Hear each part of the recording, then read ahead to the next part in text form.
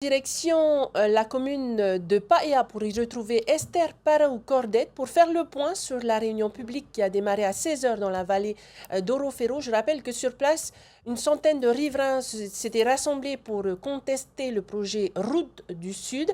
Esther Paraou-Cordette, bonsoir. Que compte faire la population?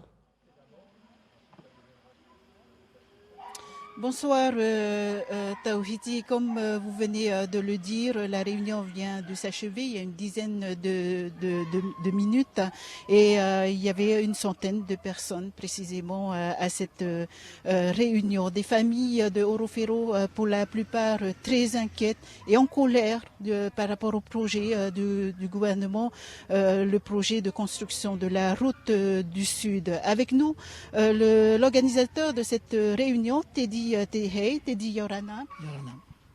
Teddy, vous avez rencontré le ministre de l'équipement hier soir. Il vous a dit qu'il n'y avait aucune solution, vous serez exproprié. En gros, c'est ce qu'il m'a dit, que parmi toutes les solutions pour développer la presqu'île, c'est la seule qui existe. Ils ont cherché d'autres solutions, mais elles sont plus coûteuses. Ce qu'il m'a dit aussi, c'est que par rapport au projet Te Aranui, le projet de la route du Sud est plus modeste. Ça veut dire qu'ils ont réduit considérablement les emprises touchées. Est-ce qu'il y a des alternatives? Est-ce que vous serez relogé? On va vous acheter vos terrains et à quel prix?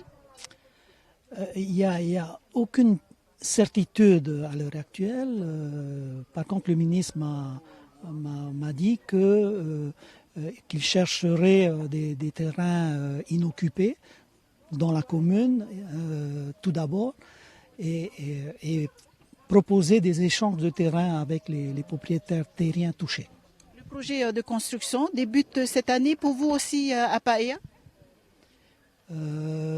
On ne sait pas. Est-ce qu'il vous a dit quand est-ce que ce projet se mettra en place à Paia? Il nous a dit c'est pas pour tout de suite, c'est à l'horizon de 10 à 15 ans que les travaux se feront. Mais forcément, il y a tout d'abord une procédure d'expropriation qui sera mise en œuvre avant d'arriver aux travaux à proprement dit. Ce soir, j'ai vu des gens très inquiets et très en colère. Et vous prévoyez de créer une association. C'est la solution pour se faire entendre du pouvoir public? Probablement, on est dans ce questionnement. Est-ce qu'il faut se mobiliser au sein d'une association? D'autres nous proposent de plutôt se mobiliser au sein de collectifs. Donc on va examiner les solutions, mais en tout cas, pour se faire entendre, on sait qu'il faut se regrouper. Il y a le cahier de doléances qu'il faut aussi aller remplir et rencontrer. Vous allez rencontrer l'inspecteur qui viendra du 16 au 21 septembre. C'est bien ça, parce que la difficulté pour nous, en fait, c'est que ce projet est inscrit dans le projet de révision du PGA. Et qu'à l'occasion de l'enquête publique concernant la révision du PGA, un commissaire enquêteur viendra à la mairie de Paia pour prendre en compte nos avis et observations. Ça veut dire qu'il faut mobiliser le maximum de personnes pour que tous ceux qui sont contre ce projet se manifestent et aillent en personne rencontrer ce commissaire enquêteur et remplir le cahier de doléances. Donc il y aura du monde devant la mairie à partir du 16. C'est ce qu'on espère. En tout cas, c'est le mot d'ordre qu'on a lancé ce soir. Et je crois que la majorité qui était là ont accepté le fait qu'il faut effectivement le faire. La municipalité, le conseil municipal, le maire vous soutient dans votre combat? Je pense que il y avait ici, il y avait le maire adjoint, le premier maire adjoint qui était présent ce soir à cette réunion.